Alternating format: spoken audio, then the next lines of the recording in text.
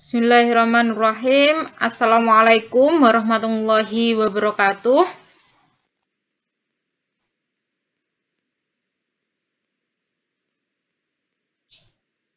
Assalamualaikum.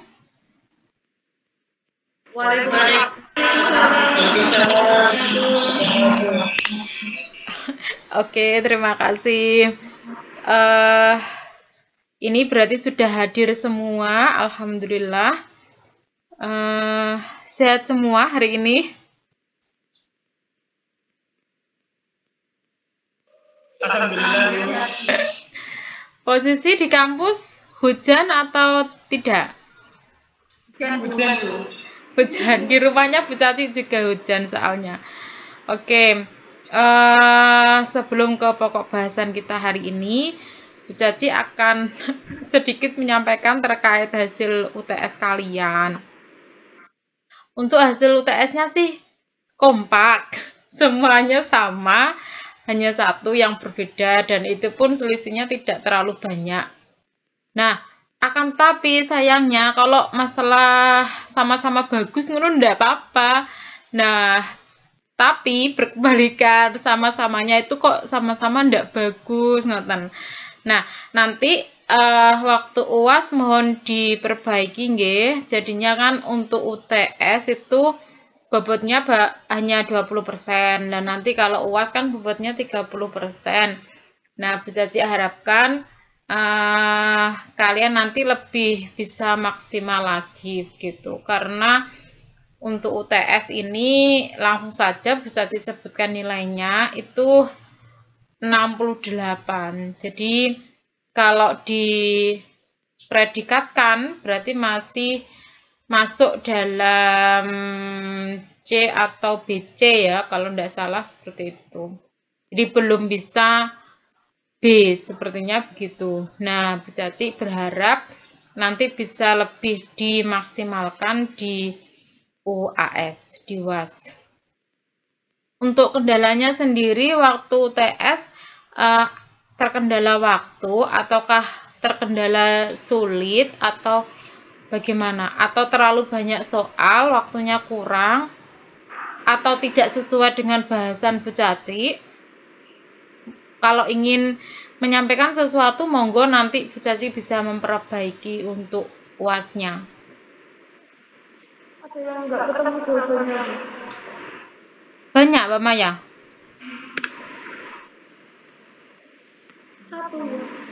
Satu. Oh, kalau Mbak Maya ingat, itu terkait apa ya? Nanti Bu Caci bisa koreksi ulang. Mungkin masih ingat clue-nya, tidak ingat?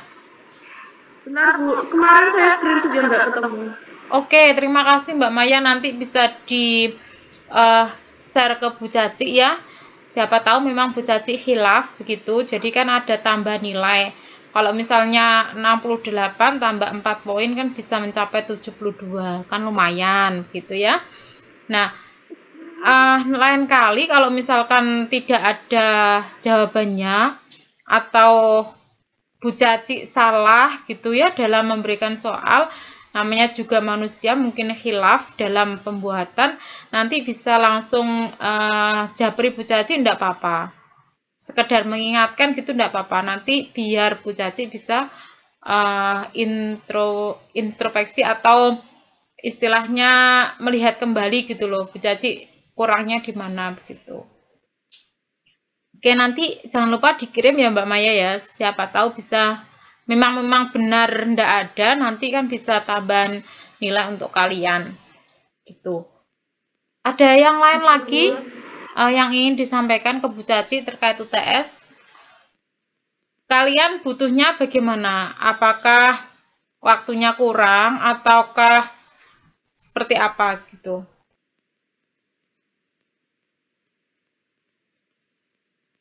Butuhnya kurang belajar Bu. Tapi kan open book ya, sambil ngerjakan bisa lihat catatan ataupun kan daring ya, mungkin kalian bisa kerjasama dengan teman, kan Bu Caci juga enggak tahu gitu. Beda lagi kalau misalkan kita TM gitu kan bisa ketahuan. Nah, nanti diusahakan ya Bu Caci, mohon untuk UAS nilainya bagus sehingga nanti semuanya bisa mencapai A untuk fisika dasar 1. Kalau pengalaman dari kakak kelas kalian kemarin yang angkatan 2020 itu alhamdulillah kalau tidak salah ingat ya Bu Caci, kelasnya Bu Caci yang Fisdas 1, Fisdas 2 itu rata-rata hampir semuanya dapat A. Kalau tidak salah minimal nilainya dapatnya AB. Nah, Bu Caci juga menghendaki kelas ini seperti itu gitu. Jadi upayakan tidak BC itu tidak ada gitu loh. Harapannya Bu Caci seperti itu. Oke, langsung saja untuk materi hari ini. Jadi hari ini pokok bahasan kita adalah kesetimbangan benda tegar. Bu Caci izin share screen dan kalian persiapkan oret-oretan ya sambil mencatat, dan nanti kalau ada pertanyaan kan seperti biasanya Bu Caci langsung minta kalian untuk menjawab. Izin share screen terlebih dahulu.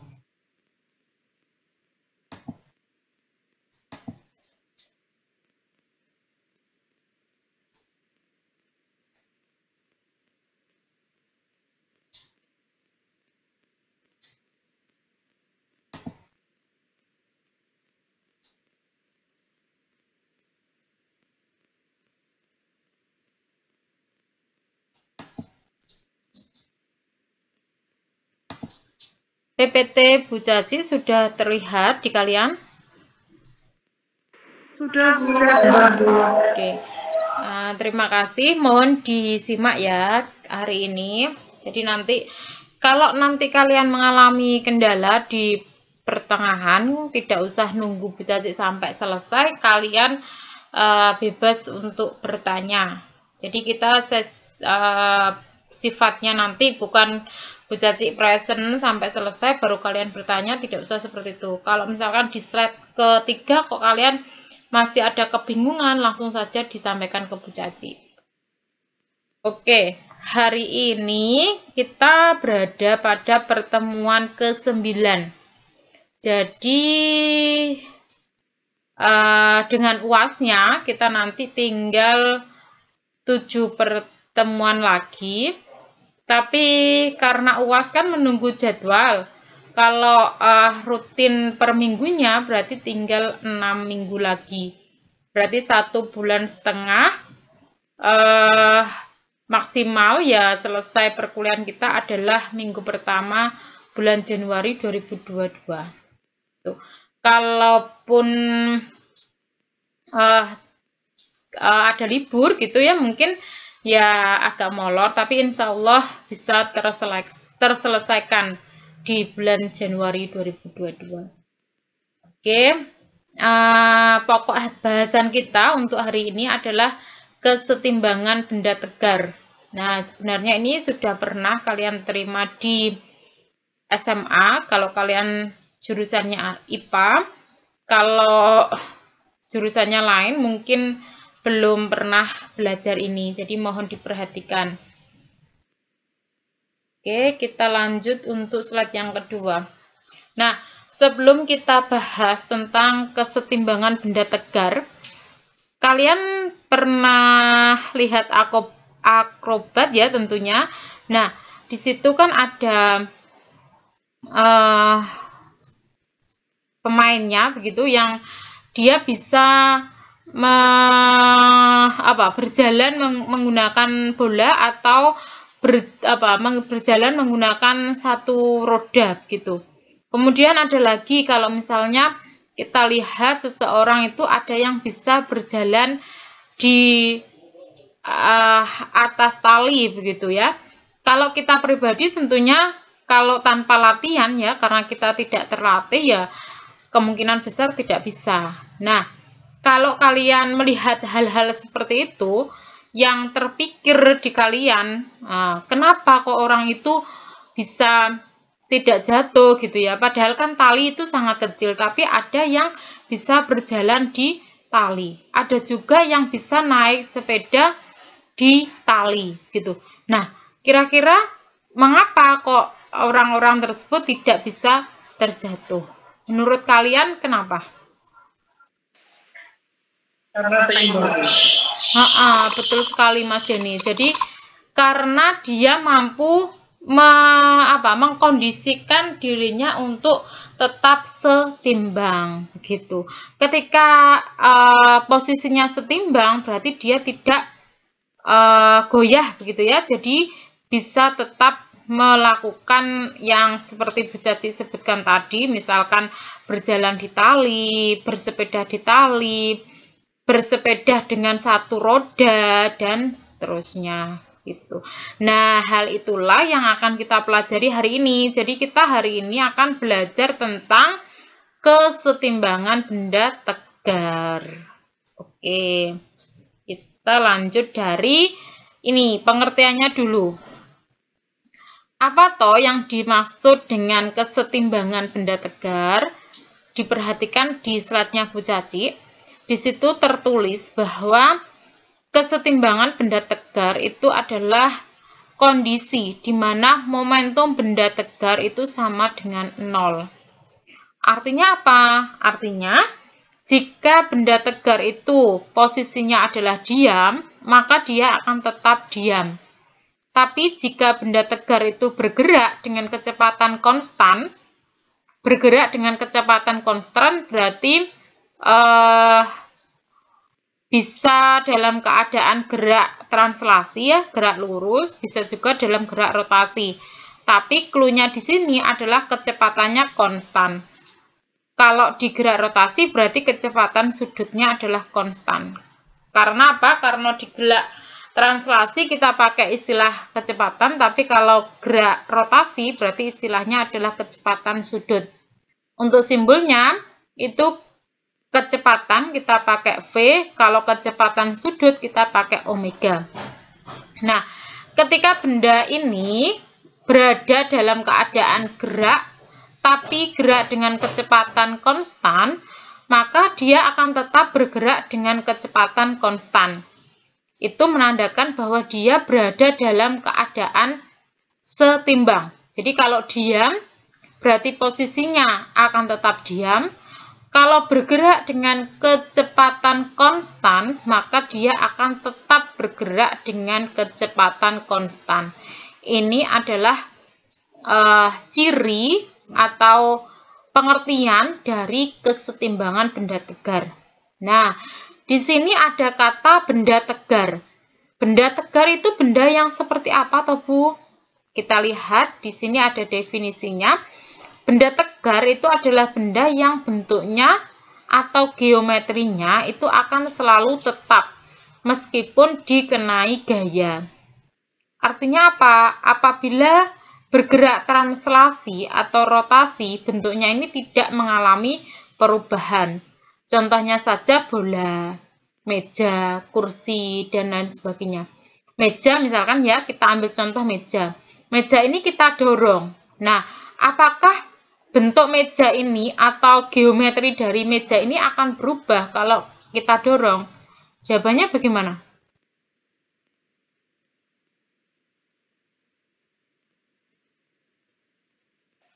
Berubah enggak? Bentuknya adalah tetap. Menandakan bahwa meja ini adalah benda tegar. Kalau plastisin, tahu plastisin? Iya, Bu, tahu. Kalau plastisin itu kalian menyebutnya apa? Malam atau plastisin? Malam. Nah, kalau misalkan malam kita kasih gayanya berupa gaya tekan. Kira-kira bentuknya berubah atau tidak? Berubah, berarti dia bukan dikategorikan dalam benda tegar. Karena syaratnya benda tegar itu adalah ketika dia dikenai gaya itu bentuknya tidak berubah. Begitu. Itu yang dimaksud dengan benda tegar. Oke. Bu Caci lanjutkan sekarang untuk kesetimbangan. Jadi pada ini ya, pada pertemuan-pertemuan sebelumnya kan adanya gaya eksternal, gaya luar ya, gaya eksternal itu berarti gaya luar yang bekerja pada suatu benda tegar itu menyebabkan terjadinya perubahan keadaan gerak benda. Gerak benda di sini bisa berupa gerak translasi, bisa juga berupa gerak rotasi, atau kombinasi dari gerak translasi dan rotasi yang disebut dengan gerak menggelinding. Jadi kan kita tahu ya dari perkuliahan sebelumnya kalau suatu benda ini dikasih gaya luar atau gaya eksternal, bisa diulangi lagi, maka benda ini akan mengalami sebuah gerak, bisa berupa gerak translasi, bisa juga berupa gerak rotasi, atau kombinasi dari keduanya yang disebut dengan gerak menggelinding. Oke, itu kalau dia kena yang namanya gaya eksternal atau gaya luar. Dengan demikian, kondisi statik suatu benda tegar itu ditandai dengan tidak adanya percepatan pusat massa dan juga tidak adanya percepatan sudut terhadap suatu sumbu putar. Nah, itulah ketika dia berada dalam keadaan setimbang, maka kondisi statik suatu benda tegar itu tidak ada percepatan pusat massanya atau dia tidak punya percepatan sudut. Artinya dia tidak ada percepatan. Kalau kecepatan tadi masih ada ya, benda kesetimbangan kalau dia kecepatannya tetap itu konstan, kecepatannya konstan, berarti kan dia masih dalam keadaan setimbang. Akan tetapi kalau sudah ada percepatan, berarti dia sudah tidak dikatakan dalam keadaan setimbang. Makanya ketika dia tidak punya percepatan ya, nah kalau di gerak rotasi berarti percepatan sudut, itu berarti menandakan bahwa dia berada dalam keadaan setimbang gitu. Ada pertanyaan sampai sini?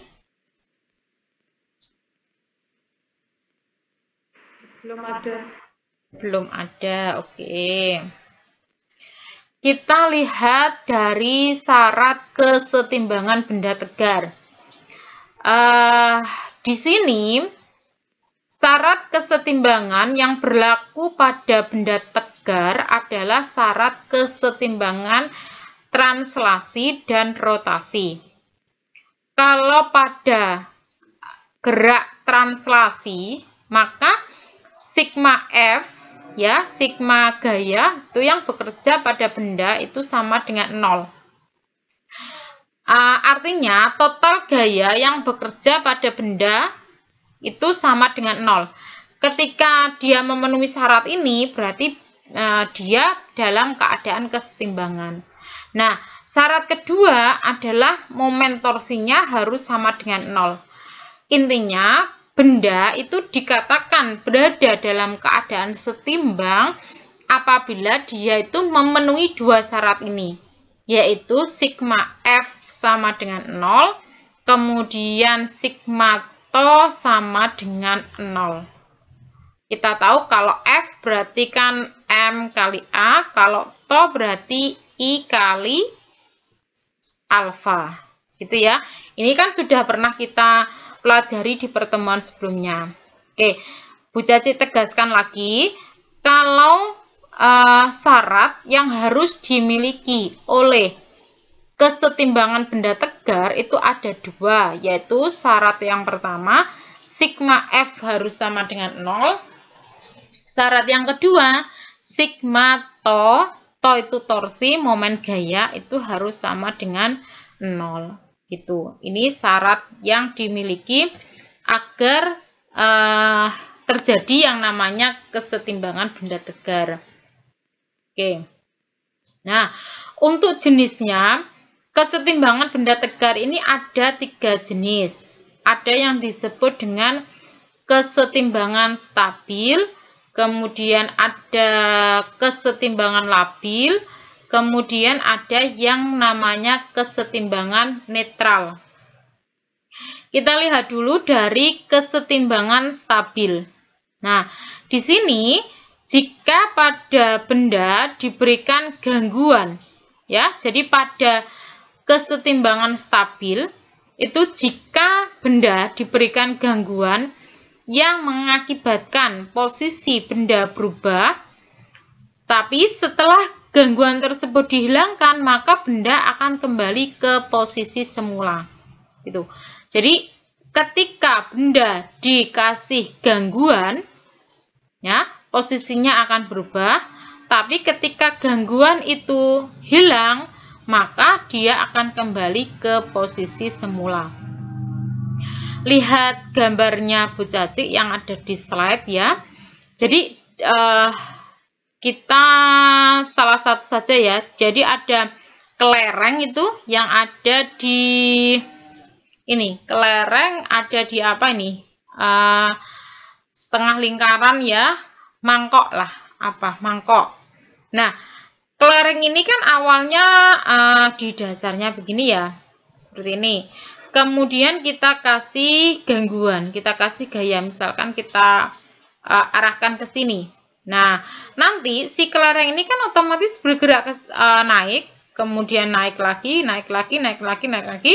Nah, bolak-balik kan ke sini, ke kiri, ke kanan, dan seterusnya. Tapi ketika nanti gangguannya atau gayanya itu sudah menghilang, maka kelereng ini akan kembali ke posisi semula. Nah, gerakan yang seperti inilah yang disebut dengan kesetimbangan stabil. Gitu. Oke, selanjutnya kita lihat jenis kesetimbangan yang kedua, yaitu kesetimbangan labil. Penjelasannya di sini, jika pada benda diberikan gangguan yang mengakibatkan posisi benda berubah dan setelah gangguan tersebut dihilangkan, maka benda tidak kembali ke posisi semula. Oke ya, kata clue-nya, kata keyword-nya berarti ini. Gangguan, posisi berubah, gangguannya hilang, tidak kembali ke posisi semula. Bedakan dengan kesetimbangan stabil tadi. Dia dikasih gangguan, posisinya berubah, gangguannya hilang, maka dia kembali ke posisi semula. Tapi kalau kesetimbangan labil, dia ketika gangguannya hilang, tidak bisa kembali ke posisi semula. Contohnya ini. Jadi kalau tadi kan gerakannya di dalam mangkok, kalau ini di luarnya. Nah, posisi awalnya ini misalkan di puncaknya. Tapi ketika dia dapat gaya ya, kita kasih eksternal gitu, gaya luar, gaya eksternal, maka kelereng ini kan otomatis akan terjatuh. Nah, ketika sampai di dasar ini ya, di lantai, gangguannya sudah hilang, apakah dia bisa kembali ke atas? Kan otomatis tidak. Nah, seperti itulah yang disebut dengan kesetimbangan labil. Jadi dapat gangguan, dia akan berubah posisi, gangguannya hilang, dia tidak bisa kembali ke posisi semula. Kalau stabil, dapat gangguan, dia pindah posisi, gangguannya hilang, kembali ke posisi semula. Gitu. Jelas sampai di sini? Ada pertanyaan?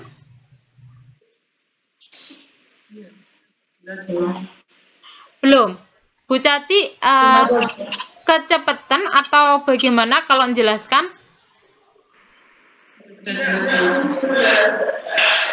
Suara Bu Caci terdengar jelas di kalian? Oke, kalau begitu Bu Caci lanjut untuk jenis kesetimbangan yang ketiga,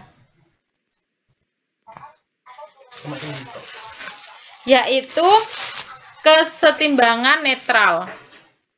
Nah, di sini penjelasannya kita baca ya. jika pada benda itu diberikan gangguan yang mengakibatkan posisi benda berubah, setelah gangguan tersebut dihilangkan, benda tidak kembali ke posisi semula, namun tidak mengubah kedudukan titik beratnya. Gitu. Jadi misalkan ini ada kelereng bergerak di lantai yang licin. Awalnya sih diam, kemudian kita kasih gaya luar. Nah, kelereng ini kan otomatis akan menggelinding ya, pindah posisi. Nah, dia pindah posisi, tapi ketika gayanya itu sudah hilang, apakah dia akan kembali ke posisi semula? Tentunya kan tidak. Akan tetapi kedudukan dari titik beratnya itu tidak mengalami perubahan, gitu. Jadi dia tetap memiliki titik berat yang sama, gitu. Itu untuk kesetimbangan netral. Ya, jadi dia sama dengan, hampir samalah dengan kesetimbangan labil ya, karena dia tidak bisa kembali ke posisi semula. Tapi kalau pada kesetimbangan labil itu kedudukan titik beratnya berubah, akan tetapi pada kesetimbangan netral itu kedudukan titik beratnya tidak berubah, gitu.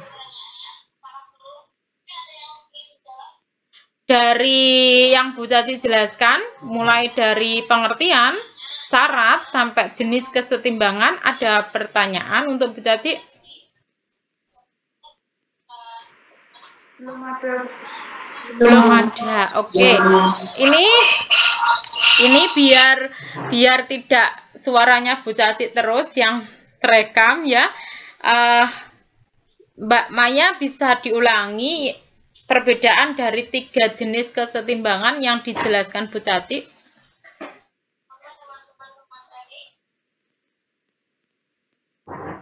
Halo, Mbak Maya? Ya, Bu. Mbak Maya tadi mendengarkan penjelasan Bu Caci enggak? Ya. Kok enggak semangat, Mbak? Lagi sakit, Bu. Lagi sakit. Oke. Tak ganti saja lagi gitu. Tak ganti Mas Denny. Ayo Mas Denny jelaskan ketiga jenis kesetimbangan yang dijelaskan Bu Caci tadi. Iya, Bu. Jadi yang saya tangkap tadi kan jenis kesetimbangan ada 3, yaitu stabil, labil, sama netral. Untuk yang stabil sendiri itu, kalau dapat gangguan itu posisi berubah. Lalu apabila gangguan hilang, itu dapat kembali ke posisi semula. Oke. Untuk yang labil itu, apabila gangguannya hilang, itu tidak dapat kembali ke posisi semula. Betul. Terus untuk yang netral itu, kedudukan titik beratnya itu sama dan tidak dapat kembali ke posisi semula. Oke, terima kasih Mas Denny, berarti sudah mendengarkan penjelasan Bu Caci. Kalau begitu, Bu Caci lanjutkan. Oke, kita lihat contoh soalnya ya. Oke, di sini contoh soalnya berbunyi, perhatikan gambar berikut. Ini ada batang homogen dengan massa 10 kg dipakai sebagai tuas. Tuas itu berarti punya yang namanya titik tumpu ya. Itu adalah cirinya tuas gitu. Dia masuk kategori kelompoknya pesawat sederhana. Nah, di manakah harus dipasang penyangga titik tumpunya tadi agar beban dengan berat 500 Newton itu pada salah satu ujung batang dapat diimbangi dengan beban seberat 200 Newton pada ujung batang yang lain. Jadi supaya di kedua ujungnya itu ada yang dikasih beban 200 Newton, ada yang dikasih beban 500 Newton. Nah, titik tumpunya itu ditaruh di mana supaya dia dalam keadaan setimbang gitu. Kemudian carilah beban pada penyangga atau tumpu. Jadi yang di pertanyaan kedua nanti minta dicarikan S itu ya. Jadi beban yang dibawa oleh penyangga. Di sini untuk mempermudah berarti percepatan gravitasinya kita buat 10. Di sini untuk menindaklanjuti ini loh. Massa dari tuasnya kan dikatakan 10 kg. Berarti berat dari tuasnya itu adalah 10 kali 10, berarti 100 ini yang tertulis di sini. Nah, berat dari tuas, gaya berat dari tuas kan otomatis ada di tengah-tengahnya tuas toh. Mohon maaf, ada di tengah-tengahnya batang. Nah, berarti di sini adalah letak dari gaya berat batang. Untuk beban yang dibawa di ujung-ujungnya, di sini ada 200 sama 500. Kita lihat penyelesaiannya.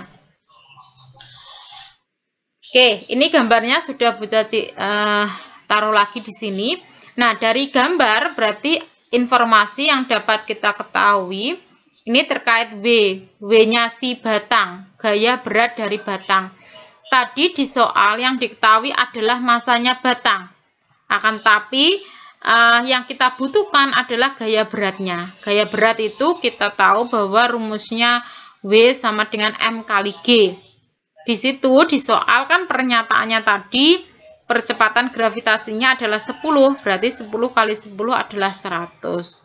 Jadi di batang itu bekerja 3 gaya, yaitu gaya beratnya W 100 Newton, kemudian ada F1 yang ada di ujung sebelah kiri itu ada 500 Newton, kemudian ada F2 yang ada di ujung sebelah kanan yang besarnya adalah 200 Newton. Kemudian yang ditanyakan adalah X. X itu letaknya si tumpu dari gaya F2 itu adalah X gitu. Oke, cara menjawabnya ya kita tahu kan syarat dari kesetimbangan tadi kan ada 2. Yang pertama adalah sigma F itu harus sama dengan 0 dan yang kedua adalah sigma to harus sama dengan 0. Itu syaratnya. Nah, kalau kita lihat ya ada batang, ada tumpu, kemudian dikasih gaya, otomatis gerakan yang mungkin terjadi kan tidak gerak translasi, tapi gerak rotasi. Ya, kalau misalkan batangnya ini kita tarik ke bawah, misalkan dengan gaya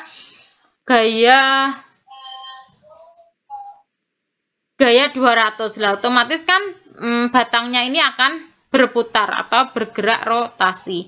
Oleh karena itu kita jawabnya menggunakan sigma to sama dengan 0 gitu. Kita lihat dari masing-masing to untuk torsi yang bekerja pada batang. Oke, kita perlu mengingat bahwa rumusnya to itu kan F kali R. Ya, jadi kita lihat dari kemudian gini, ada perjanjian kalau torsinya nanti searah dengan jarum jam berarti kita pakai tanda positif, kalau dia berlawanan arah dengan jarum jam berarti kita pakai tanda negatif gitu. Oke, kita lihat dari ini. Dari gaya yang 500 Newton dulu. Kira-kira kalau batangnya itu yang sebelah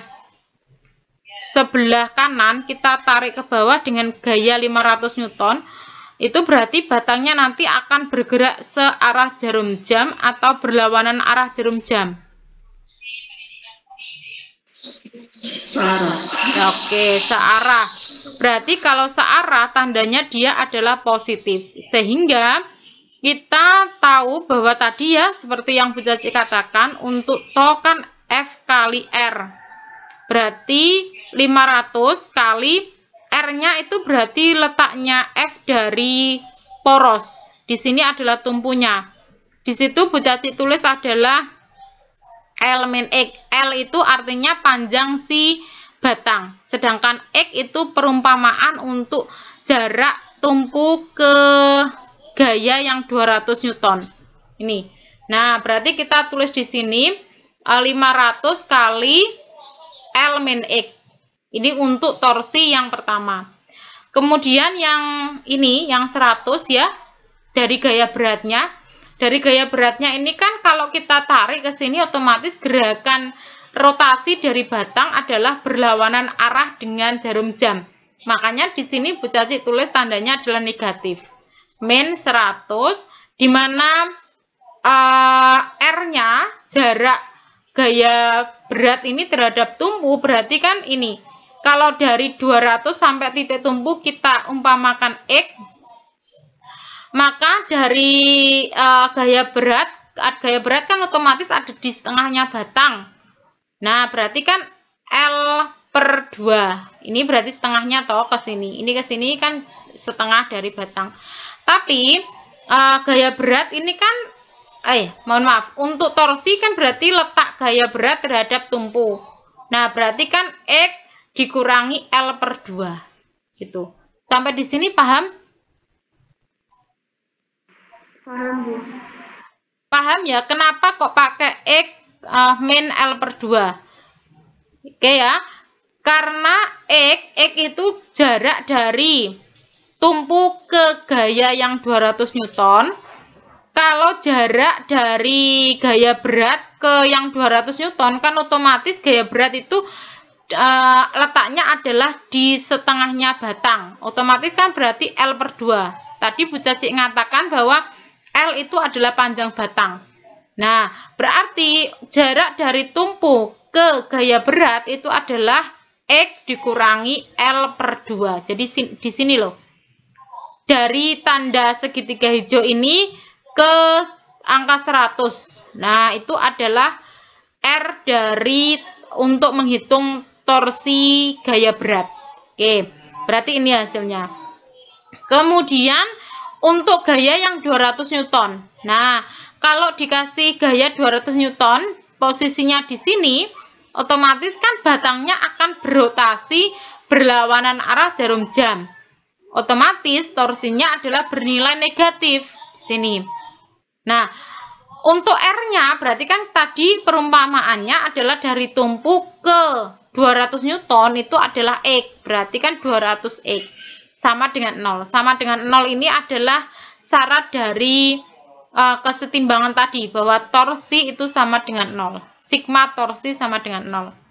Oke, kita hitung 500 kali L min X berarti ketemunya adalah 500 L min 500 X. Kemudian yang ini 100 min 100 kali X min L per 2 berarti min 100 X. Min kali min berarti plus 100 dibagi 2 berarti 50 L. Min 200 X. Kita gabungkan yang X sama X, yang L sama L.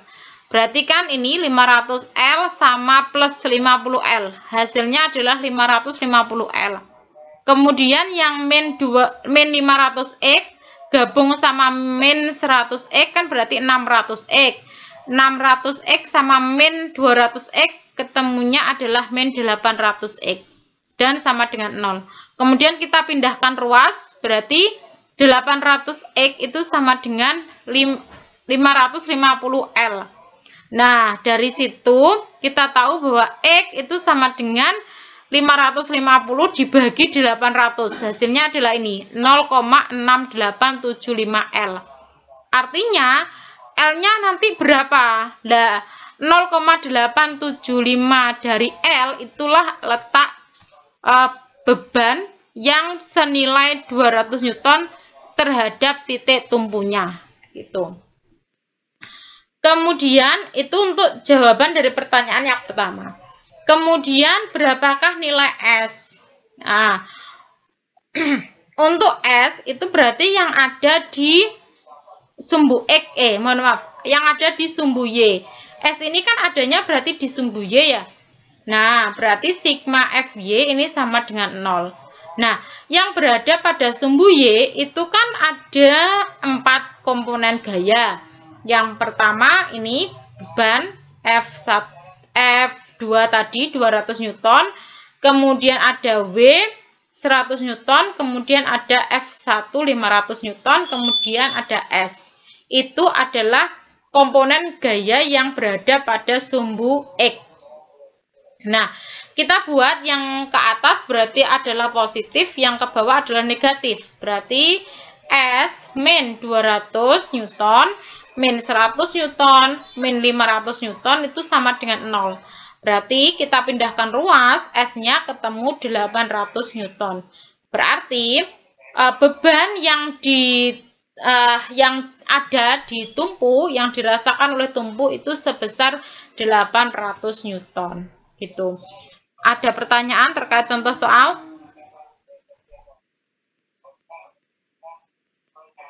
Oke, kalau tidak ada, lanjut ke latihan soal. Latihan contoh. Ini Bu Caci salah ketik. Latihan soal maksudnya Bu Caci.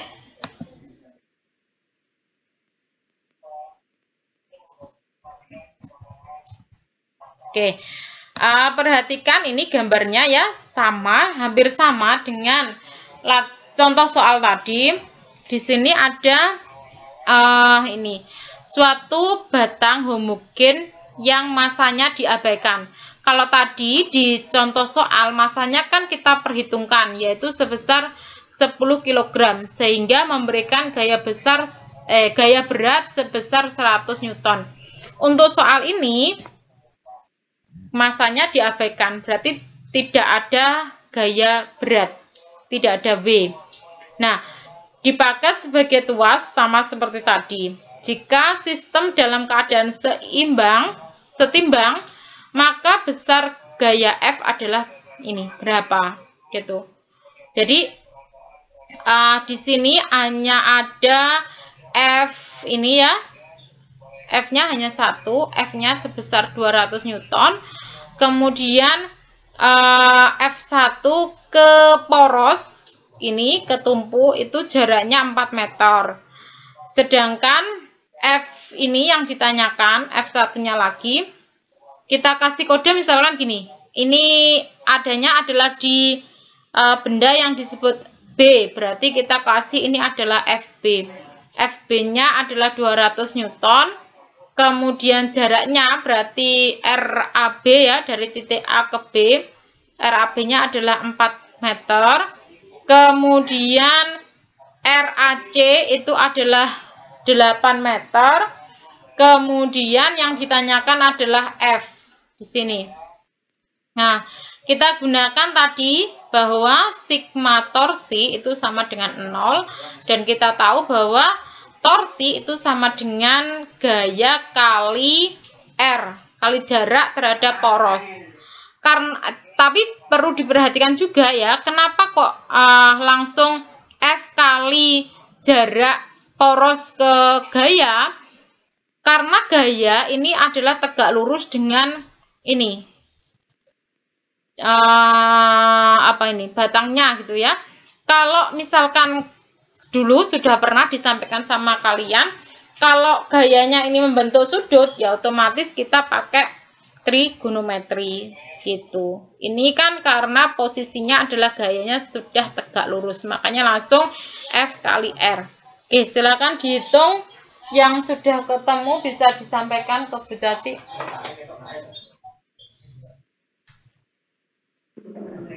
100 Newton. 100 Newton. Ini siapa? Yang ingin menjelaskan siapa? Mbak Maya? Mbak Azza? Saya Bu Maya. Mbak Maya, sudah fit Mbak Maya?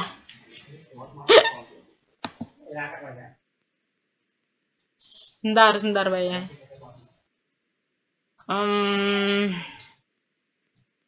Pertemuan ke-9. Bentar ya Mbak Maya.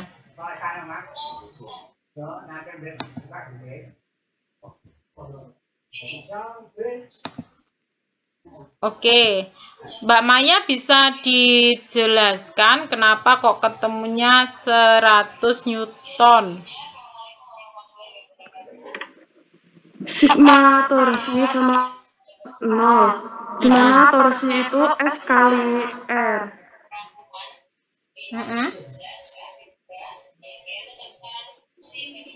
Yang pertama 200 dikali 4 itu menjadi 800.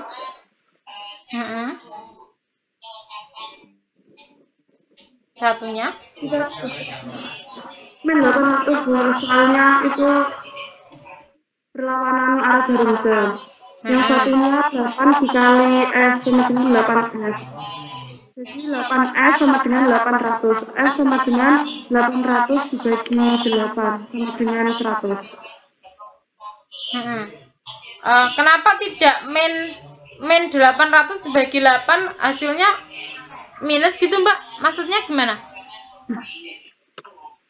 Kan sigma torsi itu sama dengan torsi itu F kali R Bu ya. Berarti itu 8F min 800 sama dengan 0. 8F sama dengan 800. F sama dengan 800 dibagi 8 sama dengan 100. Oke. Jadi kita pakai perjanjian ya, kalau dia gayanya itu menyebabkan gerak rotasi searah jarum jam, berarti dia pakai tanda positif. Akan tetapi kalau gayanya itu menyebabkan gerak rotasi yang berlawanan arah dengan jarum jam, berarti kita pakai tanda negatif begitu. Kalau yang 200 ini otomatis ya dikasih gaya ke bawah. Ini nanti batangnya kira-kira akan bergerak searah atau berlawanan arah.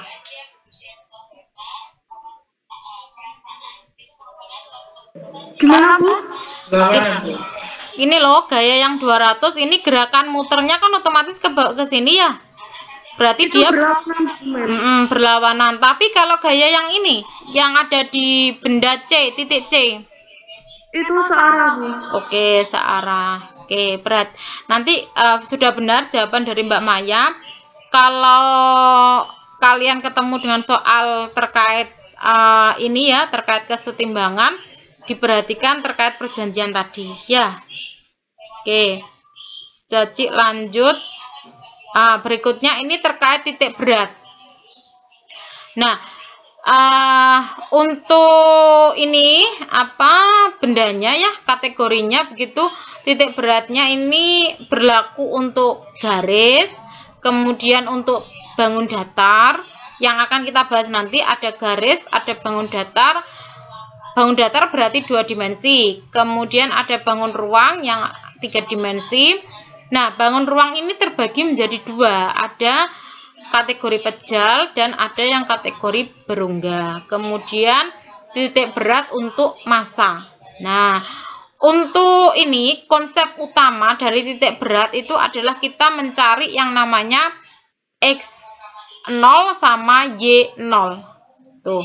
Kemudian ini penjelasan untuk garis ya. Garis itu bentuknya yang seperti ini, berarti hanya garis gitu. Kemudian untuk bangun datar berarti yang gambar 2 ini. Ya, bidang begitu. Kemudian bangun ruang seperti ini. Kalau yang titik ini partikel-partikel gitu yang dihubungkan satu sama lain dengan menggunakan tali, tapi talinya ini diabaikan. Berarti dia masuk massa, hanya massa saja yang diperhitungkan partikel. Oke, itu yang akan kita bahas selanjutnya, yaitu saya ulangi lagi, ada titik berat untuk garis. Kemudian ada titik berat untuk bangun datar, ada titik berat pada bangun ruang, dan titik berat untuk massa. Oke, pertama kita lihat dulu dari titik berat garis. Jangan lupa tadi konsepnya untuk titik berat berarti kita mencari X0, Y0. Berarti kita tidak terlepas dari yang namanya koordinat kartesius. Oke, kita lihat titik berat untuk garis. Nah, ini berarti X0-nya ini kita cari dari sigma XI LI. Nah, LI ini berarti panjang ya. Kalau garis berarti kita adalah panjang. Nah, dibagi dengan sigma LI. Artinya apa? Sigma berarti kan X1, L1 plus X2, L2 plus X3, L3 dan seterusnya. dibagi dengan L1 plus L2 plus L3 dan seterusnya. Untuk Z berarti sama, berarti sigma YI kali LI dibagi sigma LI. Sama juga, berarti sigma itu artinya 1, 2, 3 dan seterusnya ditambahkan begitu. Nah, contohnya ini ada garis gitu ya yang sudah terletak pada bidang koordinat kartesius. Oke, kita lihat di slide 14.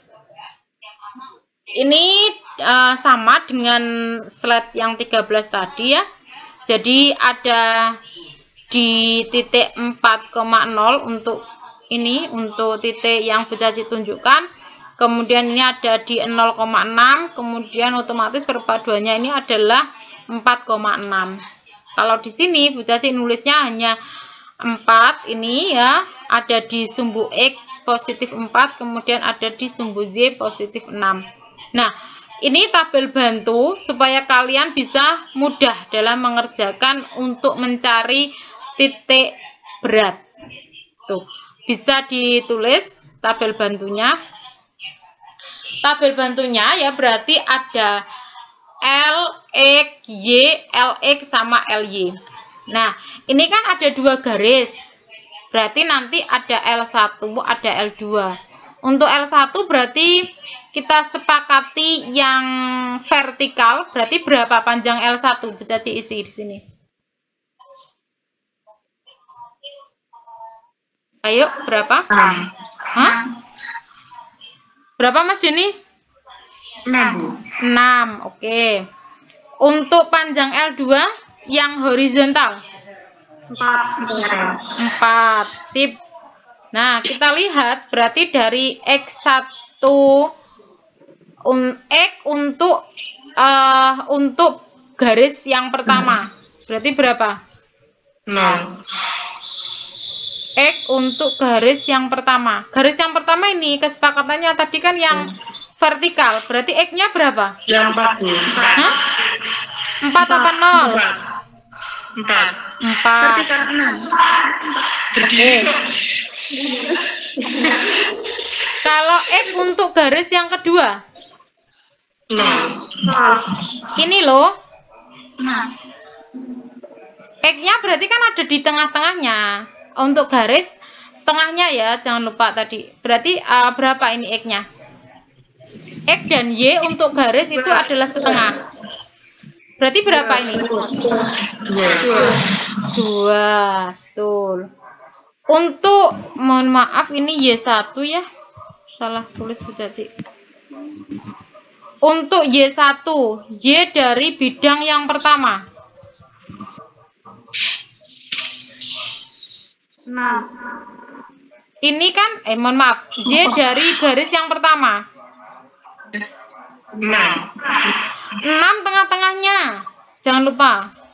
3. 3. Oke. Kemudian Y dari garis yang kedua. Y-nya ada di berapa ini? 6. Oke, sip. Kita hitung, berarti L kali X-nya. L-nya tadi kan ini loh, 6. L-nya kan 6 ya? 6, X-nya 4. Berarti LX-nya berapa? 24. Berikutnya, L-nya 4, X-nya 2. 8. Oke, kita isi yang ini berapa? LY. 18. Kalau LY 2? 24.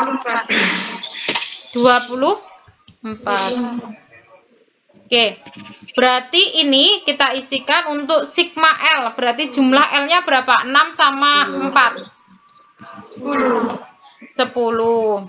Ini untuk sigma LX. Sigma LX 32. 24 tambah 8, 32. Untuk sigma LY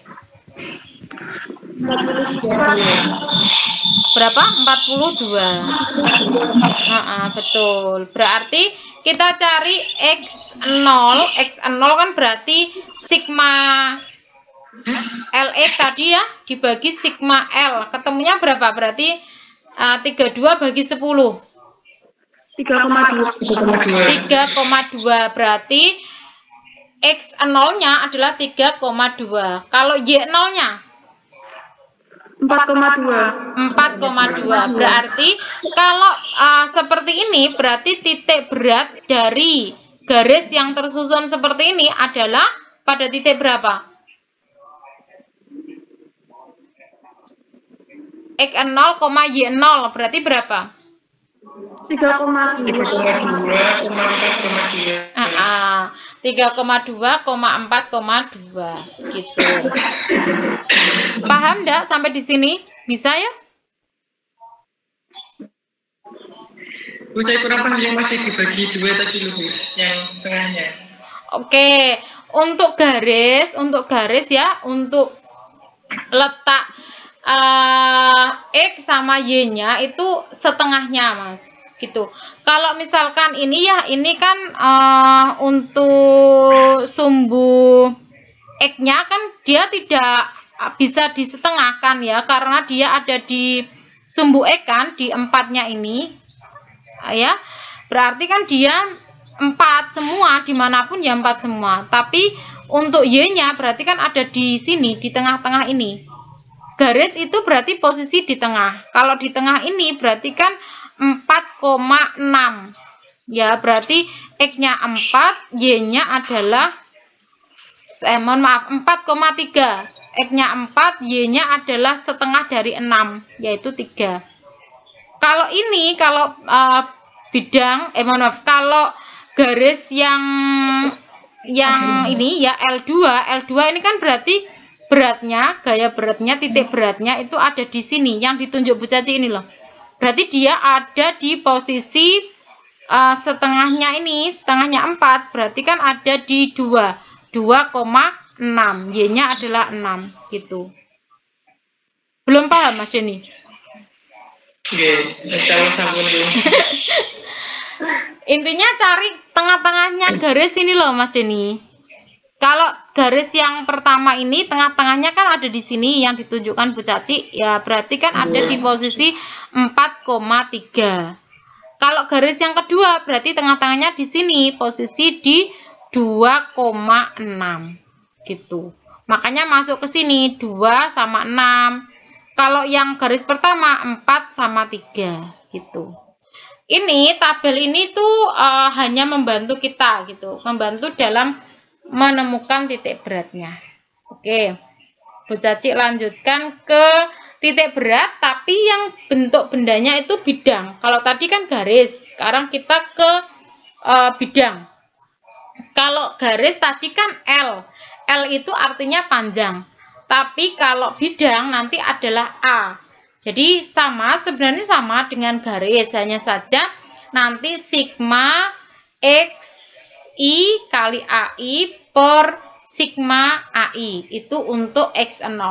Kalau Y0 berarti sigma YI kali AI per sigma AI. Jadi fokusnya adalah di luas. Itu kalau titik berat pada bidang. Kalau titik berat pada garis berarti fokusnya adalah di panjang. Gitu. Itu perbedaannya ya. Kemudian untuk titik berat ya pada bidang itu kan bergantung dari bentuk bidangnya juga. Kalau bidangnya itu persegi panjang, maka X0-nya itu adalah setengah panjang, Y0-nya adalah setengah lebar.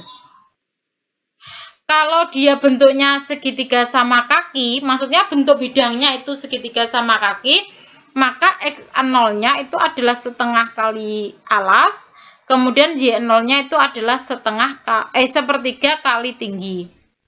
Itu kalau segitiga sama kaki. Kalau segitiga siku-siku, maka X-nya itu adalah sepertiga kali alas, kalau Y-nya itu adalah sepertiga kali tinggi. Mohon maaf ini bisa salah, bukan L tapi T. Nah, kalau bidangnya itu adalah berbentuk lingkaran, maka X0-nya itu setengah kali diameter, Y0-nya itu 4 kali jari-jari dibagi 3 kali diameter. Oke. Itu ini ya terkait bentuk bidangnya. Kalau garis kan otomatis garis saja ya, tidak ada bentuk-bentuknya. Tapi kalau bidang itu mempengaruhi, bentuk bidangnya itu mempengaruhi dengan kriteria seperti yang disebutkan di bucaci ini. Oke, kita lihat ke contoh soal. Nah, di sini kan ada 2 bidang. Yang pertama oranye, kemudian yang kedua adalah kuning. Sampai di sini ada pertanyaan untuk bucaci? Atau kita ke contoh dulu ya, biar mudah.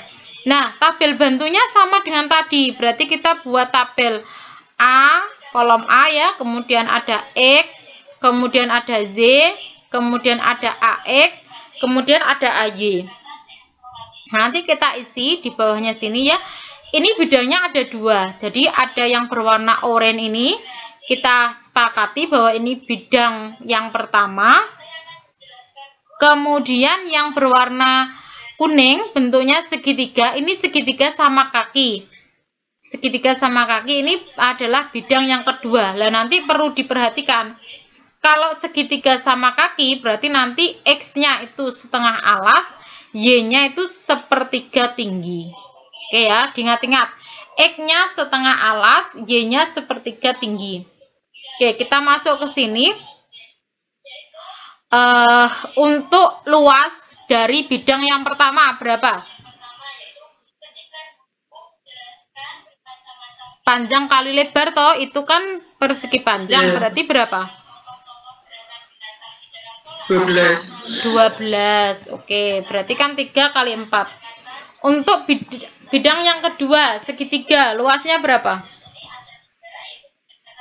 Alas kali tinggi. Alasnya berapa? Setengah kali 3 kali 2. 4 sampai 6 kan berarti 2 ya tingginya. Berarti ketemunya adalah 3. Luasnya adalah 3. Oke, kita lihat X-nya. Kita untuk bidang yang pertama yang berwarna oranye, X-nya berapa? Setengah kali tadi, setengah kali lebarnya. Berarti berapa?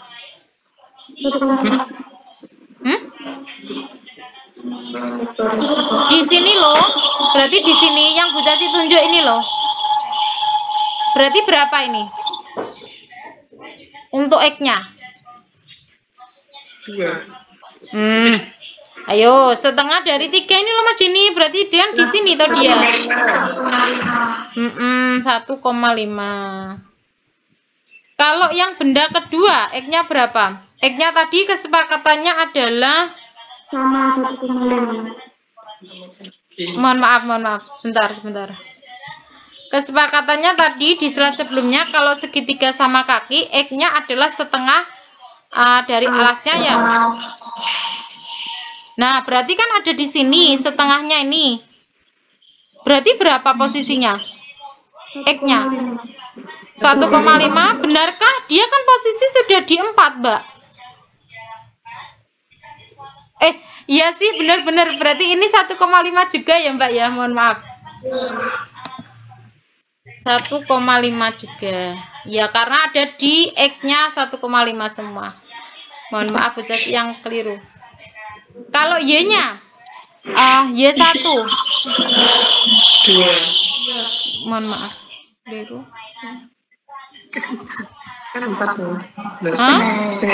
Y1 ini loh. Fokus ke bidang yang oranye. Berapa ini berarti tengah-tengahnya? 2, betul. Kalau Y2 sepertiga.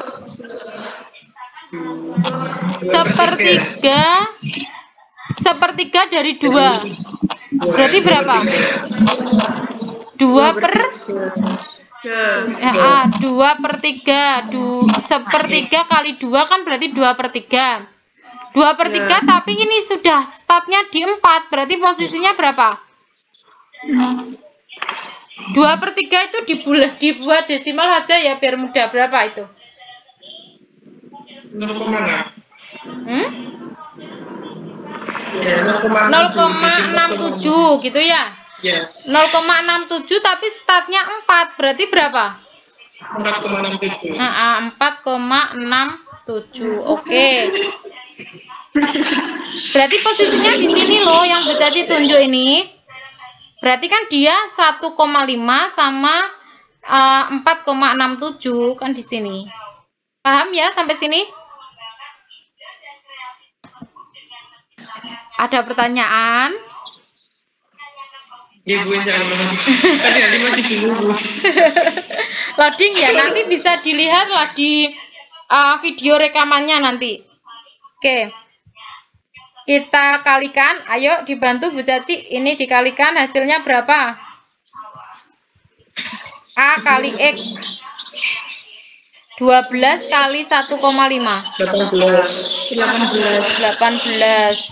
Kemudian 3 kali 1,5. 4,5. Oke, kita masuk ke ini AY, berarti 12 kali 2.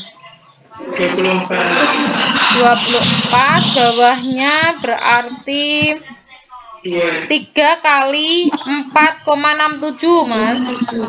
Berapa? 3 kali 4,67. Berapa? 14,01. Oke. Kita sigmakan. Untuk luasnya sigmanya berapa? 12 tambah 3.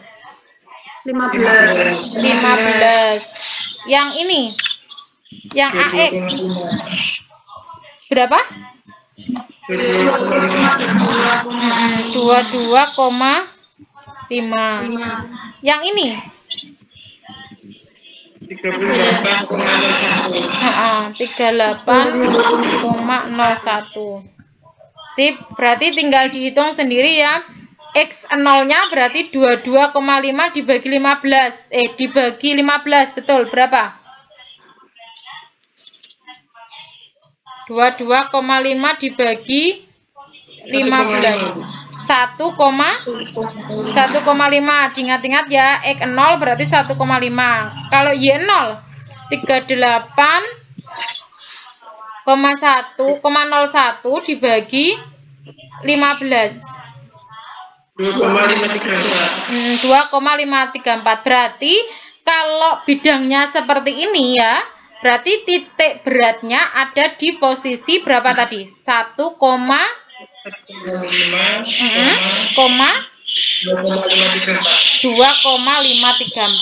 gitu. Oke, kita lanjutkan. Sekarang titik berat untuk bangun yang 3 dimensi. Nah, tadi Bu Caci bilang untuk bangun 3 dimensi itu ada yang bentuknya pejal. Pejal itu berarti seperti bola yang digunakan untuk lempar peluru. Tahu ndak? Tolak peluru, ya. Tahu? Pas SMA pernah tuh ya? Nah, itu kategori pejal. Nah, kalau 3 dimensi dalam bentuk berongga itu seperti bola sepak. Itu adalah bentuk berongga gitu. Nah, fokusnya kalau dia adalah pejal ya, 3 dimensi dan pejal, berarti yang kita gunakan adalah volume. Rumusnya sama tapi fokusnya di volume. Tapi untuk bangun 3 dimensi yang berongga, fokusnya adalah di luas permukaan. Jadi nanti kalau misalkan ketemu dengan tabung ya, tabungnya itu pejal, berarti pakai volume tabung. Tapi kalau tabungnya itu berongga, berarti kita pakai luas permukaan tabung. Paham sampai di sini?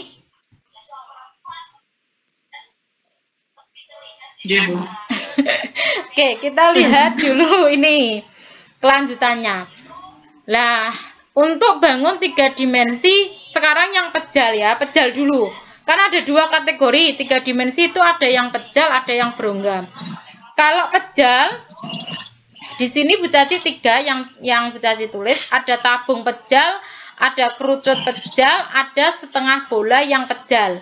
Nah, untuk X0-nya, kalau dia adalah tabung pejal, berarti X0 itu sama dengan jari-jarinya. Y0-nya itu sama dengan setengah tingginya. Karena dia pejal, berarti fokusnya di volume. Volume dari tabung, berarti pi R kuadrat kali T. Tuh. Kalau dia adalah kerucut pejal, berarti X0-nya adalah jari-jari, Y0-nya adalah seperempat tinggi kerucut. Kemudian untuk pejal berarti fokusnya volume. Volume dari kerucut berarti sepertiga pi R kuadrat kali T. Kalau dia bentuknya adalah setengah bola tapi pejal, berarti X0-nya adalah jari-jari, Y0-nya adalah 3/8 dari jari-jari. Kemudian kita ingat bahwa volume bola itu kan 4/3 pi R pangkat 3. Karena dia setengah bola, berarti kan setengah dari volume bola. Berarti setengah kali 4/3 pi R pangkat 3. Gitu. Kalau dia bentuknya tidak setengah bola, bagaimana Bu? Berarti bola ya. Bola berarti ya X0-nya adalah R, Y0-nya adalah R juga. Volumenya berarti 4/3 pi R pangkat 3. Gitu. Itu untuk 3 dimensi yang kategori pejal. Sekarang untuk 3 dimensi yang kategori berongga, fokusnya adalah di luas permukaan. Di sini ada kulit silinder, kemudian ada kulit kerucut, kemudian ada kulit setengah bola. Jadi sama bendanya ya, ada silinder, kerucut, sama setengah bola. Tapi kalau yang sebelumnya itu adalah fokus di volume, kalau yang ini fokus di luas permukaan. Oke, untuk silinder berarti X0-nya adalah R, Y0-nya adalah setengah T, kemudian kita pakainya A, luas permukaan. Luas permukaan silinder berarti 2pi R kali T. Luas permukaan silinder kan berarti terdiri dari 2 luas lingkaran ya, atas bawah sama luas itu, selimutnya. Berbentuk persegi panjang. Nah, rumusnya ini ada di matematika ya, untuk luas permukaan silinder berarti 2pi R kali T. Kemudian untuk kulit kerucut, ya kerucut yang berongga artinya itu X0-nya adalah R, Y0-nya itu adalah sepertiga T, kemudian luas dari permukaan kerucut itu adalah pi R kali S. S itu adalah sisi selimutnya itu loh, panjang selimutnya itu yang miring itu loh. Kalau misalkan di gambar kerucut ya, sebentar, ada enggak ini?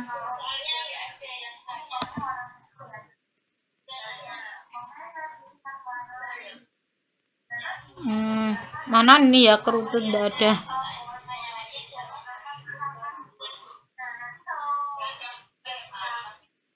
Oke, nanti bisa dicari. S itu berarti panjang selimutnya itu berarti adalah yang bentuknya miring. Itu untuk kerucut. Kemudian untuk setengah bola berarti X0-nya adalah R, Y0-nya adalah setengah R. Kemudian luas permukaan setengah bola itu adalah setengah pi R kuadrat, 4 pi R kuadrat. 4 pi R kuadrat ini kan luas permukaan bola. Karena dia setengah bola berarti ini rumusnya setengah 4 pi R kuadrat gitu. Oke. Sekarang untuk titik berat dari massa. Ya. Jadi kan tadi ada panjang, ada bidang, ada 3 dimensi. 3 dimensi terbagi menjadi 2, pejal sama berongga, kemudian massa. Nah, sekarang massa. Kalau massa berarti ini adalah M, ya. Jadi X0 itu adalah sigma XI kali MI per sigma MI. Artinya E1 M1 plus X2 M2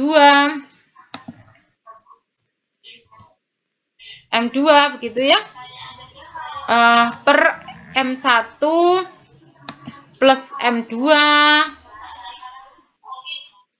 maaf ini baca cik benar kan, plus M seterusnya gitu. Nah, kalau Y0-nya berarti ya sigma YI kali MI per sigma MI. Berarti Y1 kali M1 plus Y2 kali M2 dan seterusnya dibagi M1 plus M2 dan seterusnya. Itu untuk massa. Ada yang mau ditanyakan? Selesai untuk perkuliahan kita materinya. Ada yang mau disampaikan ke Bu Caci?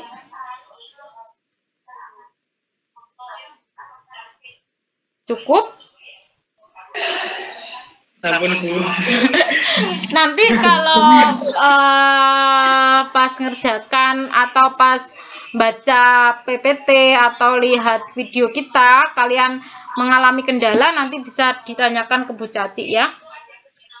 Kemudian untuk pertemuan ke-9 ini, kontrak kuliahnya sudah dibaca apa belum? Tugas kalian apa? Membuat video. Iya, membuat. Bu Caci bacakan ya.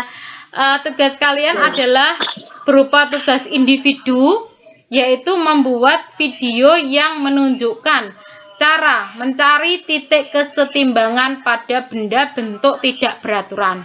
Nah, penjelasannya bagaimana, Bu? Didengarkan ya. Berarti ini Bu Caci akhiri dulu untuk share screen-nya. Biar kita saling melihat walaupun hanya foto. Oke, tugas kalian gini ceritanya. Tahap pertama kalian itu membuat benda ya, boleh di karton, boleh di kardus tipis gitu. Kalau Bu Caci rasa sih lebih mudahnya di karton, kertas karton gitu. Lah kalian boleh gambar bentuk apapun, bentuk sembarang loh ya, bukan bentuk persegi, bukan bentuk lingkaran gitu. Karena kita kan fokusnya mau ke menentukan kesetimbangan dari benda bidang. Maksudnya benda yang dalam bentuk bidang gitu. Nah, misalkan samaan gambar apa ya? Misalkan kalian gambar Doraemon misalkan. Oke. Berarti sudah ya dihias dan lain sebagainya, dipotonglah itu Doraemon yang sudah kalian gambar. Sampai di sini paham? Langkah pertama berarti kalian harus ngapain?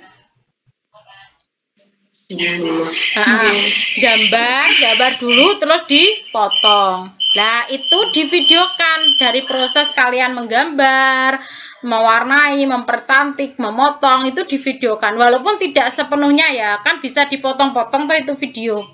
Oke, sudah selesai begitu, kita mau mencari titik berat dari bidang yang kalian gambar itu tadi. Kalian membutuhkan paku, ya, paku kecil saja, sama benang. Benangnya bisa pakai benang wol gitu, atau benang sepatu atau yang lainnya. Kemudian kalian butuh pemberat. Pemberatnya bisa pakai apa ya, batu, bisa pakai apa yang lainnya lah, apa penghapus misalkan gitu. Lah nanti cara kerjanya adalah paku yang kalian siapkan tadi itu ditali sama benangnya. Kemudian paku itu taruh di titik sembarang dari bidang yang kalian gambar tadi. Lah kalian tandai pakai titik yang mau ditancapi paku. Sampai di sini paham? Paham enggak? Yang dari paku itu yang ditarik di gambar. Jadi kan gambarnya tadi sudah jadi ya Mas Denny ya. Terus ambil di salah satu sisi gambar sembarang, ambil satu titik, tek gitu ya. Terus titik ini tadi itu mau ditancapi paku yang sudah kalian tali dengan talinya tadi, benangnya tadi. Di bagian ujung yang lain benangnya tadi ditali sama pemberat, boleh penghapus lah, katakan seperti itu. Jadi benang ini satu bagiannya berhubungan dengan penghapus, bagian yang lainnya nanti ditali sama paku. Sudah sampai sini paham? Oke. Nah, kemudian tadi gambarnya kan sudah dikasih titik. Lah pakunya ini tadi tancapkan pada titik tersebut. Kemudian paku yang sudah ditancapkan pada bidang itu, bidang gambarnya kalian, itu tancapkan lagi pada tembok atau pohon atau apalah gitu ya. Kemudian otomatis kan bidangnya ini tadi kan ke bawah, kemudian talinya juga ke bawah. Lah, kasih tanda di sisi yang lainnya di bidang tersebut yang berhimpit sama benang. Kasih tanda, sudah kasih tanda titik. Kemudian titik yang ditancapi paku tadi sama titik yang tempat berhimpitnya dengan bidang gambar kalian itu tarik garis dengan menggunakan penggaris. Oke, berarti kan sudah dicopot, kemudian tarik garis. Jadilah kan satu garis itu. Paham enggak sampai sini? Gimana Mas Denny? Mbak Maya, Mbak Vita, mana yang enggak paham? Yang ditancapkan itu. Hah? Salah satu perwakilan ya. Dulu. Ditancapkan kemudian ditarik itu loh, Bu. Oke. Bidangnya dikasih titik, sudah paham ya sampai situ? Iya, Bu, paham. Terus yang ada titiknya tadi ditancapi sama paku, kemudian ditancapkan lagi pada pohon atau dinding. Sudah? Kan berarti pakunya nancap di bidang, kemudian nancap lagi di dinding, tapi tidak kok nancap mepet banget itu ya ndak, ya nancap gitu saja. Oke, terus jangan lupa bidangnya itu gerak-gerakan dulu ya, biar dia itu bergerak bebas dulu, baru nanti berhentinya di mana. Kemudian pakunya jangan pakai paku yang terlalu besar, jadi paku yang kecil saja. Oke, nah kemudian antara bidang gambarnya kalian Doraemon tadi dengan tali kan otomatis ada berhimpitnya. Lah berhimpitnya di mana? Itu kasih tanda. Yang nantinya berhimpitnya itu tadi dua titik tadi, titik tancapnya paku sama titik yang berhimpit dengan benang itu kalian tarik garis. Itu. Paham? Ada pertanyaan? Bagaimana Mbak Maya, Mas Denny, Mbak Vita, Mbak Siti?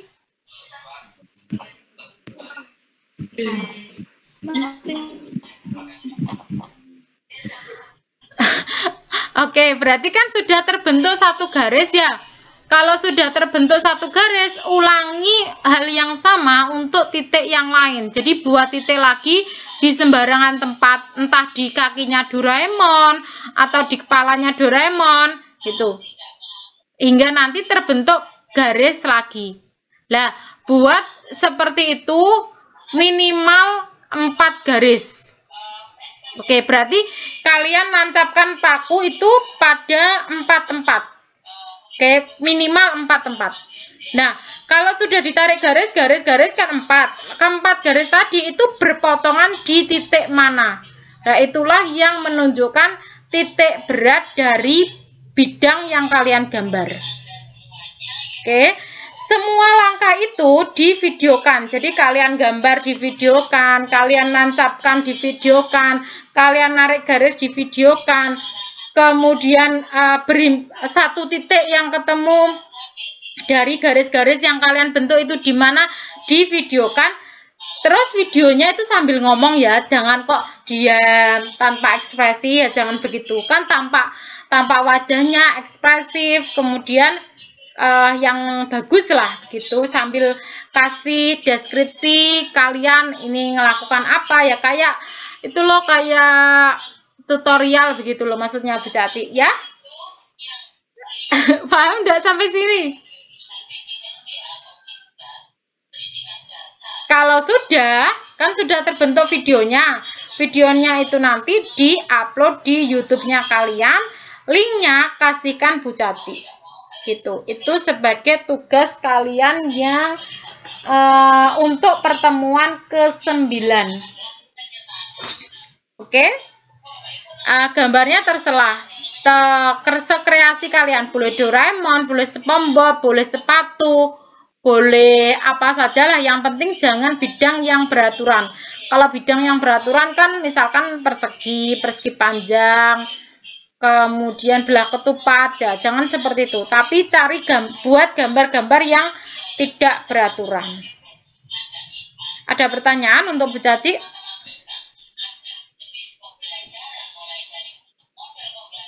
Bu mau tanya. Kan gini, itu kan untuk gambarnya kan ditancapin sama paku, nanti kan nempel sama bola juga. Di satu titik kan. Nah, itu kan titiknya kan sampai minimal kan 4 kali. Nah, itu yang kan tadinya kan yang bawah dikasih batu gitu. Ya, berarti batunya itu menggelantung gitu kan, Bu? Iya, menggelantung, betul sekali Mas Denny. Nah, itu tadi ditarik garis di apa? Yang menggantungnya itu lebih maksudnya. Iya, menggantungnya itu tadi dikasih tanda titik saja Mas Denny, dari benang sama bidangnya kan otomatis ada himpitan toh. Himpitannya di mana lah, itu kasih titik terus lepas. Lah kan sudah ada 2 titik tancapnya si paku sama titik himpitnya dengan benang tadi. Lah itu baru ditarik garis menggunakan penggaris gitu. Jadi nanti ketemunya Mas Denny itu menghasilkan 4 garis. Kalau menggunakan 4 titik tancap ya, itu berarti hasilnya adalah 4 garis. Nah nanti keempat garis tadi kan otomatis berpotongan di 1 titik. Kalau kalian benar mengerjakannya ya,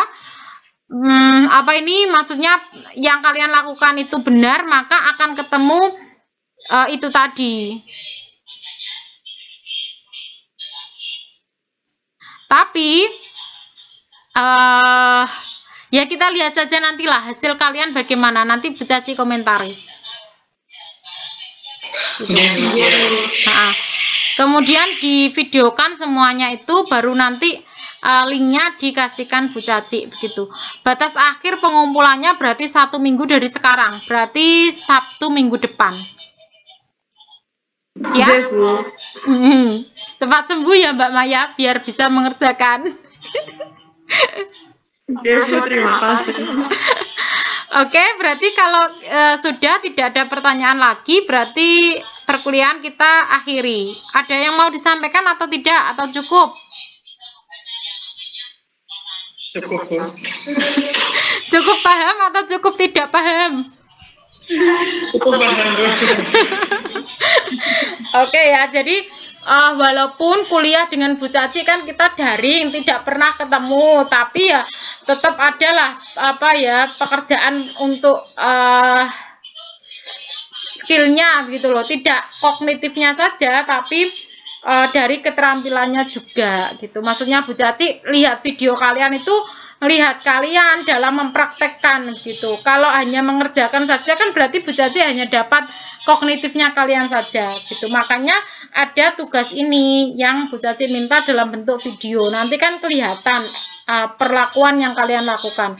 Kalau hanya mengerjakan soal, siapa tahu nanti Mbak Maya dikerjakan sama Mas Denny, kan Bu Caci juga enggak tahu.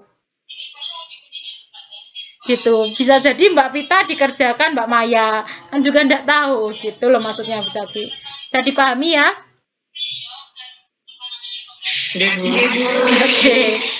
Oke, kalau sudah terima kasih untuk pertemuan kita kali ini. Kalian sudah bersedia mengikuti perkuliahan dan sudah berpartisipasi dengan baik. Semoga yang Bu Caci sampaikan bisa kalian pahami, kemudian bisa mengerti untuk pokok bahasan kita hari ini terkait kesetimbangan benda tegar. Dan jangan lupa mulai pokok bahasan hari ini sampai pokok bahasan ke pertemuan yang ke-16, berarti itu sebagai modal kita untuk UAS. Kalau dari pertemuan kedua sampai pertemuan ke-7 kan modalnya tadi untuk UTS. Jadi mulai dari pertemuan hari ini kita gunakan modal UAS gitu ya. Sehingga perlu dicatat, diperhatikan baik-baik, semoga nanti nilai UAS-nya lebih bagus dari nilai UTS-nya. Amin. Oke, terima kasih Bu Caci akhiri. Salam sehat, tetap semangat. Semangat untuk mengerjakan tugasnya Bu Caci. Sekali lagi terima kasih. Wassalamualaikum warahmatullahi wabarakatuh. Kita akhiri meet bersama-sama ya.